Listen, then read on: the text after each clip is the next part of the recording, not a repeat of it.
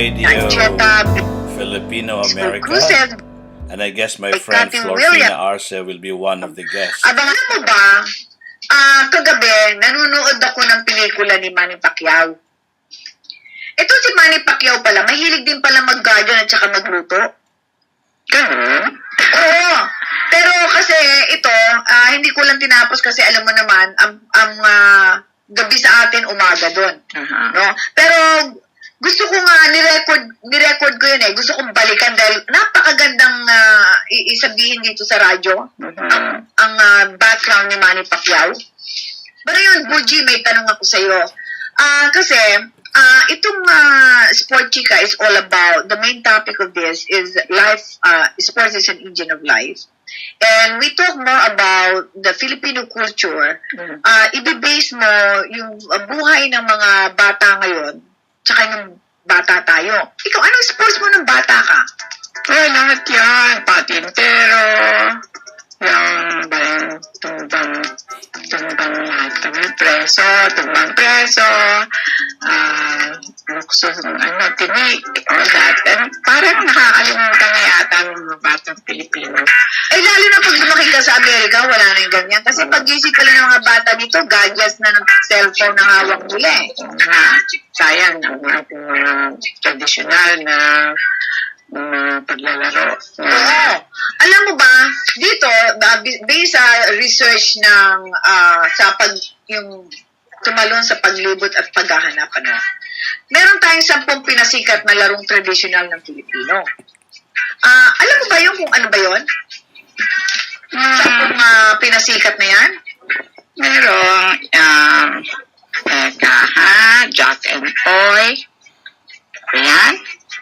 Katunayan, kahit na magalit pa yung mga nanay, pagka tayo ay nasa labas, ayan, laro na tayo. Ayan, mga Jack and Poy. Ba yan? Sabi mo, Jack and Poy, holy, holy, hoy, sino matalo siyang unggoy. There's a lot of other games na tulad ng mention ko earlier, buksong tinik, patintero, tumbang preso, Marami, meron bang batikobra, bulong pare, kalahayo, takapsilim, 10-20, tinikling, shato. Yung shato, yan ang favorite ko nun eh.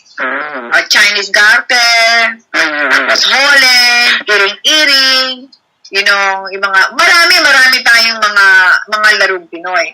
Ngayon, bago tayo lumayo sa ating pag-uusap, no? Ibabalita ko lang kung sino yung mga nanalo sa Junior World Golf Championship last week. Kasi yan ang marami tayong listeners last week because of this. Dahil itong mga fellow golfers natin, talagang nag-download sila at gusto nila malaman talaga kung sino yung mga nanalo. Ngayon, so disappointing, yung ating Junior Golf Champion na Filipino 2014, hindi siya nanalo ngayon. Oo, si Christopher Arevalo. He's 14 years old last year. Ngayon, 15 na siya. Nanalo siya ang pinaka-champion sa age bracket ng 13-14. And nakausap ko to live sa Torrey Pines. Na si Christopher Arevalo, hindi siya nakatapos ng golf hindi natapos yung kanyang tournament. Hindi siya nakapasok. No, ito namang sa babae, sa girls division at the same age, si Pauline Del Rosario, nakapasok siya, actually pangatlo siya. 3 Pilipina ang nakapasok sa ating entry sa Callaway Junior Golf World.